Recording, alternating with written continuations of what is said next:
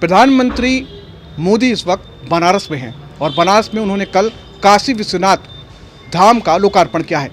ऐसे में उत्तर प्रदेश के पूर्व मुख्यमंत्री अखिलेश यादव के द्वारा एक ऐसा बयान दिया जाता है जिसका कहीं न कहीं विवाद हो जाता है। उन्होंने कहा है कि मोदी जी बनारस में ही रहें क्योंकि अंतिम समय में लोग बनारस ही जाते हैं। इस बयान के बाद से लगातार लोग इस पर कटाक्ष भी कर रहे हैं और कहीं न कहीं वो अखिलेश यादव को सीधा रडार पे ले रहे हैं। आइए बात करते हैं। इस वक्त मैं रायबरेली के सुपरमार्केट में मौजूद हूं, जो कि बहुत ही व्यस्ततम इलाका है। यहाँ पे कुछ लोग मौजूद हैं जिनसे पूछते हैं कि अखिलेश यादव के द्वारा दिए गए इस बयान पे उनका क्या कहना है। जी नमस्कार। क्या अखिलेश, मैं विवेक शुक्ला। क्या कहना चाहेंगे इस बयान के ऊपर? ये बयान मैं इस बयान की सबसे पहले तो घोर निंदा करता हूँ, भर्त्सना करता हूँ। अखिलेश यादव जी ने करोड़ों अरबों हिंदुओं की आस्था पर चोट पहुंचाई है। महारानी अहिल्याबाई होलकर के सपने को जिस तरह से देश के प्रधानमंत्री माननीय श्री नरेंद्र मोदी जी ने साकार किया है, ये आज हिंदुओं के लिए बहुत गौरव का दिन है। अत्यंत गौरव की अद्भुत हो रही थी। मैंने कल देखा जगह जगह पर कि हिंदू के घरों में दिए जलाए गए। 10-10, 11-11, 15-15, 25-25 की संख्या में हर हिंदू ने अपने घर में दिए जलाए। आज अखिलेश यादव जी के अंदर उन्होंने चूंकि जिन्ना को महापुरुष बता दिया है, तो जिन्ना की आत्मा उनके अंदर आ चुकी है और उन्होंने तुष्टीकरण की सारी हदें पार कर दी हैं। अहंकार उनके सर पर चढ़ के बोल रहा है और उनको हिंदुओं को अपमानित करने का बदला उनको चुकाना पड़ेगा। वो अपने परिवार को लेकर के नहीं चल सके, अपने पिता और भाई को लेकर के नहीं चल सके।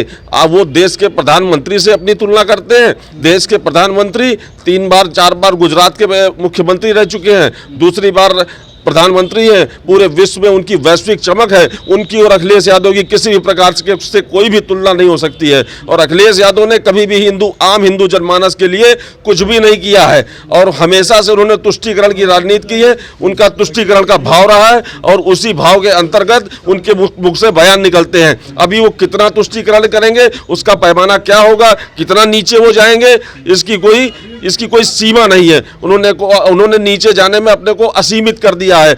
सारा हिंदू समाज इसकी भर्त्सना करता है, घोर निंदा करता है। ये गलत है और इस तरह से बोले जाने पर सड़कों पर प्रदर्शन होंगे। आप क्या कहना चाहेंगे इस बारे में? उनके द्वारा ये बयान दिया गया है, ऐसे में क्या लगता है कि ये बयान सोची समझी उसके तहत बोला गया है और हिंदू भावना को ठेस पहुंचाने के हिसाब से? ये हिंदुत्व और हिंदू जन भावनाएं जो इस देश में राष्ट्रवाद के रूप में अब सामने प्रखर तौर से आ रही हैं और सबसे बड़ी समस्या ये है कि ये हताशा का भाव है। काशी विश्वनाथ बाबा के दर्शन करने के निमित्त अगर देश के प्रधानमंत्री जी और अपनी विश्व पटल पे इस काशी क्षेत्र को नहीं पूरे, जबकि आप देखेंगे कि अयोध्या, मथुरा और विंध्याचल कॉरिडोर और पूरे देश में जो अपने पौराणिक स्थल रहे हैं, जो अपने जैसे मर्यादा पुरुषोत्तम भगवान श्री राम की इस पूरे विश्व जगत में ब्रह्मांड में चर्चा होती है, ये सब ये राम भक्तों के हत्यारे हैं। अखिलेश यादव जी के पिताजी ने, पूर्व मुख्यमंत्री श्री मुलायम सिंह यादव जी ने जिस तरह से राम भक्तों के ऊपर गोलियां चलवाईं, जिस तरह से सरजू में पानी खून की तब्दील होकर के बहता गया, आज ये सब शिकार हैं। मानसिकता इनकी खत्म हो चुकी है, हिंदुत्व इनके अंदर बचा नहीं है और हिंदू जनभावना को ठेस पहुंचाने का काम ये औरंगजेबवादी और जिन्नावादी लोग जब तक करेंगे। अब इनको जनता इस चुनाव में परिपूर्ण होकर के समझ गई है कि इनके साथ क्या बर्ताव करना है और हिंदुत्व पे ठोस पहुंचाने वाले इनको जहन्नुम में जाना होगा। इस देश में इन लोगों का कोई कार्य बचा नहीं है। जिस तरह से इन्होंने प्रदेश के लोगों को लूटा है, हिंदुत्व भावनाओं से खिलवाड़ किया है, तुष्टीकरण की नीति अपनाई है, ये सब अंतिम दौर में है। इनकी राजनीति अंतिम दौर में है और इनके पाप इस देश की जनता इस बार दिखाएगी। इससे ज़्यादा मैं इनके लिए और शब्द नहीं है। ठीक है, आप क्या कहना चाहेंगे? ऐसे में अखिलेश यादव ने जो बयान दिया है, क्या बोलेंगे इसके बारे में? देखिए, श्री अखिलेश यादव जी ने शुरू से ही ये इनका परिवार तुष्टीकरण की राजनीति करते रहे हैं। इनको देश की जनता और हिंदू भावनाओं का कोई इनको वो नहीं है, उससे ये खिलवाड़, केवल इनको सत्ता चाहिए। सत्ता के लिए ये किसी भी निम्न स्तर तक गिर पड़ते हैं और इनके जो पिताजी श्री मुलायम सिंह यादव जी ने अपने समय में कार सेवकों पर जो गोलियां चलवाई हैं, साधु संतों की निर्मम हत्या करवाई हैं, इनका एक परिवार पूरे परिवारवाद की राजनीति करते हैं। इनको ये नहीं पता कि माननीय देश के प्रधानमंत्री जो वैश्विक नेता हैं, उनको पूरे हिंदू भावना जनआहत हुई है और इसका परिणाम उनको आगामी आने वाले चुनाव में ज़रूर मिलेगा। ये जिन्नावादी मानसिकता से ग्रसित हैं। इन्होंने हमेशा से, इनका परिवार, न इनको अयोध्या, न मथुरा, न काशी, इन्होंने खुद कहा था कि इनके बजट को आप उठा करके देख लें तो हमेशा इन्होंने जो है मस्जिद के लिए और कब्रिस्तान के लिए हमेशा इनका फंड हमें रहता था। और इन्होंने हमेशा मदरसों के लिए खुले आम, जहाँ पर अधिकतर मदरसों में आतंकवादी पलते हैं और उन पे बजट रहता था, शिक्षा की व्यवस्था एकदम निम्न स्तर पे चली गई थी। आज वो बात करते हैं देश के प्रधानमंत्री जी पे कि अंत समय में वहीं रहा जाता है। तो ठीक है, आने वाले समय में अंत में कौन रहेगा, ये बाबा महादेव की कृपा है कि इस युग में मोदी जैसे एक महान विचारक निकल कर के आए और एक भोलेनाथ के भक्त हैं और आगामी चुनाव में माननीय अखिलेश यादव जी को इसका परिणाम भुगतना पड़ेगा। अच्छा, मैंने अभी देखा उनके बयान के बाद से नरोत्तम मिश्रा जी की तरफ से बयान आता है, मध्य प्रदेश में मिनिस्टर, उन्होंने उनकी तुलना कहा कि उनके अंदर औरंगजेब की आत्मा चली गई। इस बारे में आप क्या कहेंगे? निश्चित रूप से नरोत्तम मिश्रा जी ने जो कहा है वो सत्य कहा है, क्योंकि एक के बाद एक बयान जो अखिलेश यादव जी दे रहे हैं उसमें बराबर अहंकार का भाव झलक रहा है और तुष्टीकरण की सारी सीमाओं को, मर्यादाओं को ख़त्म कर चुके हैं।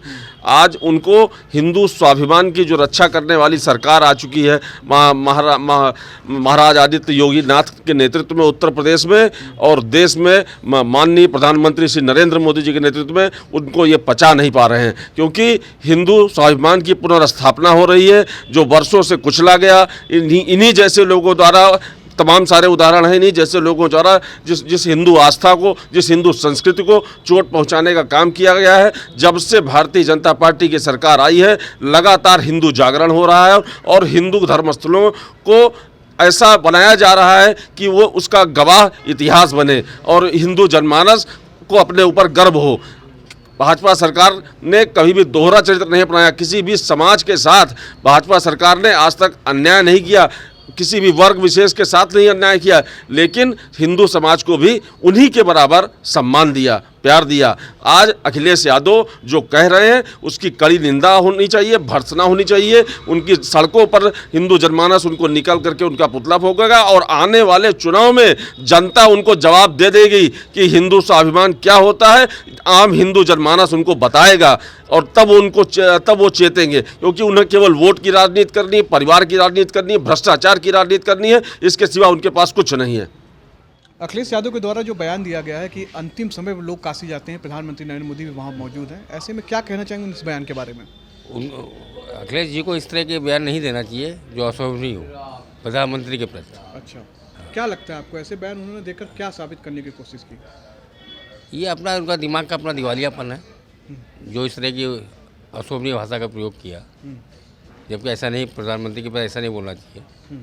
और जो वो कर रहे हैं वो अपने राजनीतिक दृश्य अलग है, लेकिन एक प्रधानमंत्री के पद की गरिमा को समझते हुए इस तरह की भाषा नहीं बोलना चाहिए। क्या लगता है, अगर प्रधानमंत्री नरेंद्र मोदी वहाँ पे मौजूद हैं और लगातार वो लोकार्पण कर रहे हैं और लोगों के साथ पे सभाएं भी कर रहे हैं, ऐसे में ये बयान कहाँ तक, कितना एक आपको लगता है कि इस स्थिति तक पहुँचेगा? ये तो इलेक्शन के वक्त ही पता चलेगा कि जनता का किधर रुझान है।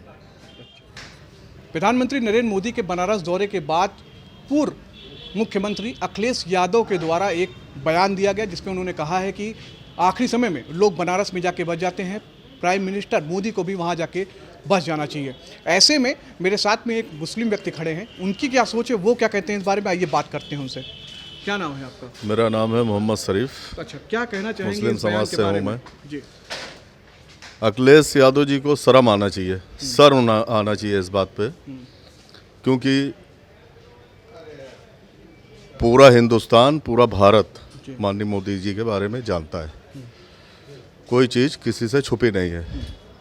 जब कोई आपदा आती है, जब कोरोना काल आता है, जब देश पे कोई मुसीबत आती है, तो ये चले जाते हैं नाच देखने, अखिलेश यादव जी चले जाते हैं नाच देखने, वहाँ डांस देखने जाते हैं, ठीक है। और ये हमारे माननीय मोदी जी के ऊपर ये आरोप लगा रहे हैं, शर्म आना चाहिए उनको इस बात पे। ये बिल्कुल गलत बात है और पब्लिक अच्छी तरीके से जान रही है, देख रही है। माननीय मोदी जी ने तो वो करके दिखा दिया कि जो कहा है उससे कहीं ज़्यादा करके दिखाया माननीय मोदी जी ने। सबका साथ, सबका विकास, सबका विश्वास, उससे कहीं ज़्यादा करके दिखाया है। और रही मुस्लिम समाज की बात, तो लाखों की तादाद में आज की डेट में मुस्लिम समाज भारतीय जनता पार्टी में जुड़ चुका है और लाखों की तादाद में 2022 आते आते उससे पहले जुड़ जाएंगे। ये मुस्लिम समाज का कहना है। भाई क्या नहीं दिया माननीय मोदी जी ने, क्या नहीं दिया माननीय योगी जी ने? फ्री मकान दिया रहने को है। और उनको भी हम पब्लिक में भी कुछ लोगों को कह रहे हैं, जैसे सपा है, कांग्रेस हैं और बसपा के लोग हैं, वो भारतीय जनता पार्टी की बुराई करते हैं, उनको भी हम कह रहे हैं कि उनको भी शर्म आना चाहिए। क्या वो फ्री गल्ला नहीं खा रहे हैं? इस समय कोई भी ऐसा आदमी नहीं है जो फ्री गल्ला नहीं खा रहा है। क्यों खा रहा है भाई? भारतीय जनता पार्टी जो है गल्ला फ्री दे रही है, फ्री राशन दे रही है। आप फ्री राशन खा रहे हैं, कोटे में लाइन लगा के आप जो है फ्री राशन ला रहे हैं और खा रहे हैं, और उसके बाद आप पीठ पीछे भारतीय जनता पार्टी की बुराई कर रहे हैं।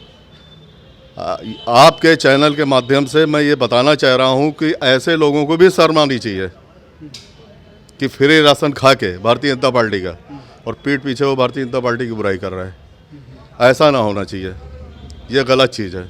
एक कहावत है कि नमक खा के जिस थाली में खाइए उसका हक अदा करिए। आप उसी थाली में खा रहे हैं और उसी थाली में आप छेद कर रहे हैं, भारतीय जनता पार्टी की बुराई कर रहे हैं। क्या नहीं दिया माननीय मोदी जी ने, क्या नहीं दिया माननीय योगी जी ने, मुख्यमंत्री जी ने? कितना विकास किया, इतना विकास किया, इतना विकास किया कि हम आपके चैनल के माध्यम पे हम गिना नहीं सकते हैं कि कितना विकास हुआ है। बहुत विकास किया। फ्री मकान दिए, आयुष्मान कार्ड दिए, 5-5 लाख रुपए गरीब का इलाज हो रहा है, वो अपना इलाज कर रहे हैं, ठीक है। उसके बाद तमाम योजनाएं हैं, हजारों की तादाद में योजनाएं हैं। इतनी योजनाएं हैं कि हम बता नहीं सकते हैं, क्योंकि समय कम है, इसलिए हम बता नहीं पाएंगे कितनी योजनाएं, लेकिन हजारों की तादाद में। और पब्लिक हर योजना का लाभ ले रही है, चाहे वो कांग्रेस हो, चाहे वो सपा हो, चाहे वो बसपा हो। सब भारतीय जनता पार्टी की जितनी योजनाएं हैं, जितनी सरकारी योजनाएं हैं, सबका लाभ सब पार्टी ले रही। और लाभ लेते हुए शर्म आना चाहिए उनको लोगों की। मतलब लाभ लेते हुए पीठ पीछे बुराई कर रहे हैं भारतीय जनता पार्टी की। अब की सपा, कांग्रेस, बसपा, मुंह काला हो जाएगा इन लोगों का, मुंह काला हो जाएगा इन लोगों का। जलील हो जाएंगे ये लोग जो पीठ पीछे भारतीय जनता पार्टी की बुराई करते हैं। और उनको पता है कोई भी पार्टी सत्ते में नहीं आना है। ये हम नहीं कह रहे हैं, हमारे तमाम हिंदू भाई हैं, हमारे तमाम मुस्लिम भाई हैं, ठीक है। हमारे मुस्लिम भाइयों का ये कहना है कि अब की 2022 में हम लोग 380-390 सीट लेके आएंगे। 380-390 सीट हमारी कंप्लीट है, क्योंकि सभी जात के लोगों का ये कहना है कि ऐसा प्रधानमंत्री हमने नहीं देखा, ना कभी जिंदगी में आया है, ना कभी ऐसा प्रधानमंत्री आएगा। ये थी रायबरेली की जनता जिन्होंने कड़े शब्दों में निंदा की अखिलेश यादव के बयान की। उनका साफ कहना है कि यह कहीं ना कहीं बचकाना बयान है और वो प्रधानमंत्री नरेंद्र मोदी के साथ खड़े नजर आ रहे हैं। S7 के लिए मैं गौरव द्विवेदी, अनुपम मिश्रा के साथ।